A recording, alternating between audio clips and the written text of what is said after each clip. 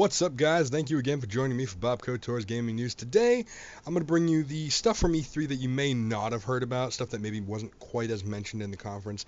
I'm also going to try to calm down a little bit, relax a little bit. In my first couple of videos, I was very stern and to the point and didn't really have a whole lot of room for relaxation, but now that E3's over, the dust has settled, the time to relax is finally here. Now, first up on the ballot would be that Xbox One actually has an HDMI input.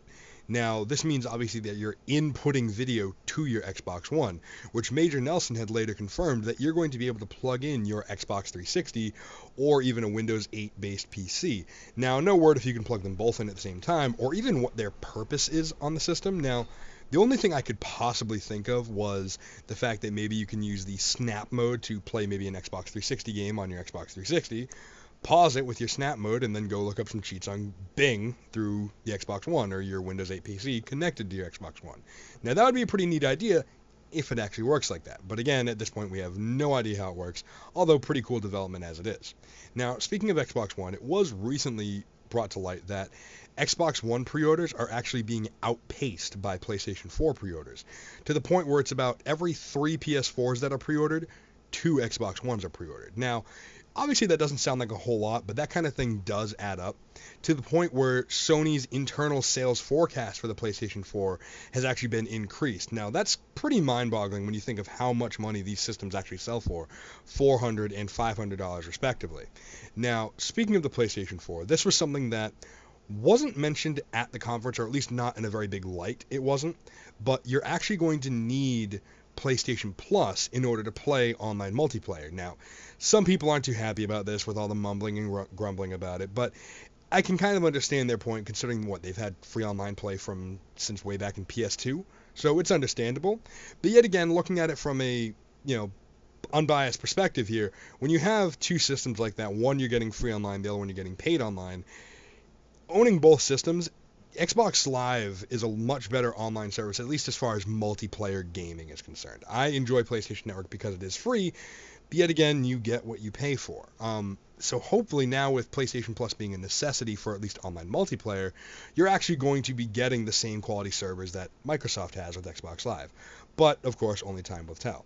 Now, with the news of obviously PlayStation Plus needing to be used for online play, people started getting worried that the recently announced free-to-play games on PlayStation 4 like Warframe, DC Universe Online jumping ship to PlayStation 4 from PlayStation 3, and PlanetSide 2, they're free-to-play games, but yet you would need PlayStation Plus, which Sony had clarified, no.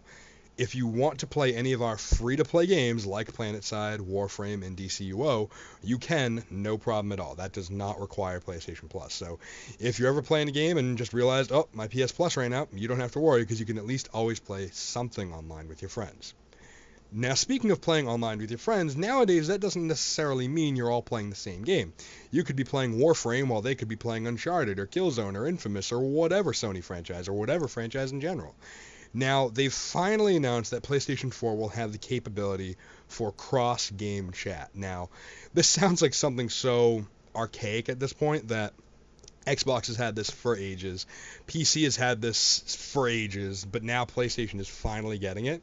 The reason it wasn't on PS3 is because the system didn't actually have enough available RAM to run your game or whatever you were doing, plus online chat with your friends on a different game. But now that the system has, 8 gigs of DDR5 RAM, it can handle that and then some. So I'm very excited to be able to talk with my friends while I play games on my PlayStation now. Bit late to the game, Sony, but we're not going to fault you too much on it. Now, one of the last things I wanted to bring up today was the Oculus Rift. Now, if you haven't heard about this, it's a very popular device, or it's become very popular, that you actually wear over your eyes that actually acts as sort of a TV for your games. Now, a lot of devices have been made like this in the past, which brings up most of the arguments of, okay, why is this one any different? Which is completely true. In this particular case, though, you mainly use it for video games, and the cool thing about it is if you were playing your game with the Oculus Rift on, and you looked left, the game camera also looks left. If you look up, down, right, doesn't matter. Whatever way you look, that's the way the camera's going. It's almost like you're in the game. Now, to me, that's huge and mind-boggling. And way back in September when they had done their Kickstarter for the device, they had only asked for $250,000. They raised 2.4 million. Now, the reason I bring up the Oculus Rift today is they just started their investor funding, so trying to get this thing on the market to be able to sell it to consumers. And in one day, they raised $16 million. Now, I'll give you a quote here from one of the investors, so give me a moment here while I just get this up. Yes, the quote says, "In this business, there are only a few rare companies that can so perfectly embody the future you read about in science fiction novels."